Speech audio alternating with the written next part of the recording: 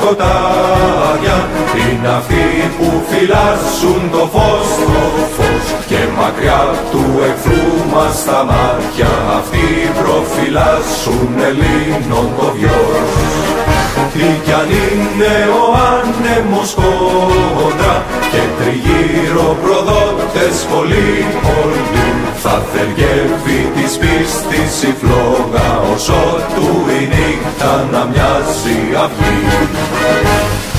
Οι τελευταίοι πιστοί της Νέμεσης η γη πολεμάνε με μόνη ασπίδα την αγάπη τους για την πατρίδα. Οι τελευταίοι πιστοί του αίματος φρουροί δίνουν μάχες με σώμα και πνεύμα να αναστήσουν ξανά τη φυλή.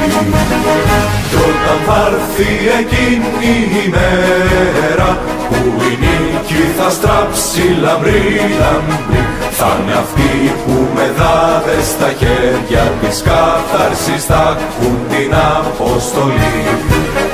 Οι ταγοί της φρικτής προδοσίας θα ρηχτούν στο πιο μαύρο κελί, και οι γόνοι της μειοδοσίας στη γη των Ελλήνων θα γίνουν σπονδοί. Οι τελευταίοι πιστοί της Νέμεσης η γη πολεμάνε με μόνη ασπίδα την αγάπη τους για την πατρίδα.